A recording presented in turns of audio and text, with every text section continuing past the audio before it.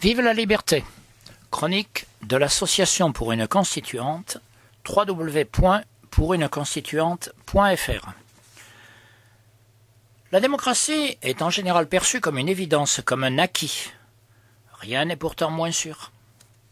Le mépris du vote non, exprimé par les Français le 29 mai 2005 contre le traité constitutionnel européen, la ratification ensuite de son jumeau le traité de Lisbonne, était déjà une sorte de coup d'État contre la souveraineté du peuple, pourtant inscrite dans notre Constitution.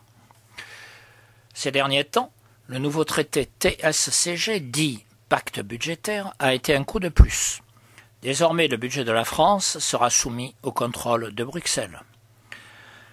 L'alternance des gouvernements s'apparente souvent plus à un jeu de rôle qu'à un vrai changement. De leur côté, les élus locaux sont dépossédés de leurs responsabilités et de leurs moyens.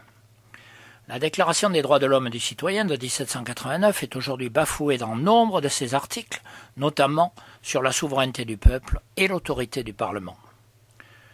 Pourtant, si les institutions et les jeux politiques sont affadis et dévoyés, les citoyens, quant à eux, manifestent toujours leur intérêt pour la chose publique. Nombreuses sont les initiatives locales ou nationales qui voient des hommes et des femmes se dévouer sans compter au bien public. Mais cette énergie de liberté risque de rester lettre morte si le système actuel n'est pas réformé en profondeur. Il ne s'agit plus alors de bricoler des modifications institutionnelles, mais de rétablir la démocratie dans ses fondements, c'est-à-dire la souveraineté du peuple, le suffrage universel, la déclaration des droits de l'homme et du citoyen. L'élection, en France, d'une assemblée constituante au suffrage universel est le symbole de cet objectif. D'abord parce qu'elle sera chargée, comme dans toutes les grandes crises politiques qui ont frappé notre pays au cours de sa longue histoire, de changer la règle du jeu, de remettre la volonté des citoyens au cœur du débat politique, de lui permettre la réappropriation de ce bien commun que constitue la vie publique. Ensuite, parce que la lutte pour l'imposer permettra de rassembler les initiatives éparses et de recréer ce qu'on appelle communément le peuple dans sa diversité comme dans sa volonté commune.